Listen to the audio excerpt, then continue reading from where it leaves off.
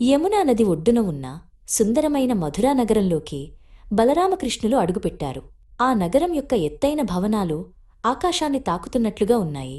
వీధులు రంగురంగుల పతాకాలతో అలంకరించబడి ఉన్నాయి.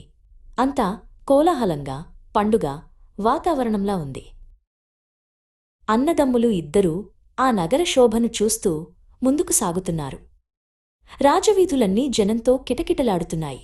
రథాలు, గుర్రాలు, సైనికుల కవాతులు వారి కళ్లకు విందు చేస్తున్నాయి.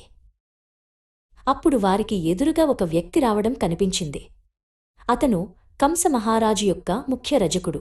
అతను రాజుగారి కోసం ఉతికి చక్కగా మడిచిన అత్యంత శ్రేష్టమైన వస్త్రాల మూటను తలపై పెట్టుకుని గర్వంగా నడుస్తున్నాడు. ఆ వస్త్రాలు ఇంద్రధనస్సులా మెరిసిపోతున్నాయి. వాటిని చూసిన కృష్ణుడికి ఒక లీల స్ఫురించింది. అతను చిరునవ్వుతో ఆ రజకుని సమీపించి, ఓ రజక శ్రేష్ఠుడా, ఈ వస్త్రాలు ఎంత అందంగా ఉన్నాయో! ఇవి మా అన్నదమ్ములకు చక్కగా సరిపోతాయి.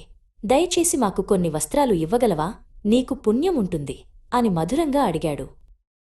కృష్ణుని మాటలు విన్న ఆ రజకునికి అహంకారం తలకెక్కింది. అతను కృష్ణుణ్ణి, బలరాముణ్ణి యగాదిగా చూశాడు.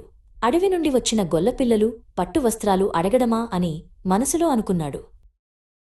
అతని పెదవులపై ఒక అవహేళన నవ్వు వెలిసింది. ఓరి గొల్లపిల్లల్లారా, అడవుల్లో పశువుల మధ్య తిరిగే మీకు దేవతలు కూడా ధరించడానికి ఆశపడే ఈ రాజవస్త్రాలు కావాలా? ఎంత ధైర్యం మీకు! మర్యాదగా ఇక్కడి నుండి వెళ్ళిపోండి, లేకపోతే మిమ్మల్ని బంధించి రాజుగారి భటులకు అప్పగిస్తాను అని కఠినంగా, గర్వంగా పలికాడు. ఆ రజకుని గర్వపు మాటలకు, దుర్బుద్ధికి కృష్ణుడి చిరునవ్వు మాయమైంది. అతని కళ్ళు ఎర్రబడ్డాయి. అతని ముఖంలో కోపం స్పష్టంగా కనిపించింది. అతని లీలామానుష రూపం వెనుక ఉన్న పరమాత్మ స్వరూపం ఒక్క క్షణం మెరిసింది. మరుక్షణమే కృష్ణుడు తన అరచేతితో ఆ రజకుని చెంపపై ఒక్క దెబ్బ వేశాడు. ఆ దెబ్బ పిడుగుపాటులా ఉంది. ఆ దెబ్బ యొక్క తీవ్రతకు ఆ రజకుని తల మొండెం నుండి వేరై గిరగిరా తిరుగుతూ నేలపై పడింది.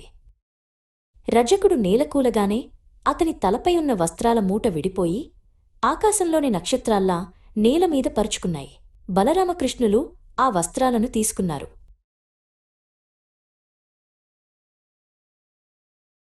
అన్నదమ్ములు ఇద్దరూ తమకు నచ్చిన పీతాంబరాలను ధరించారు.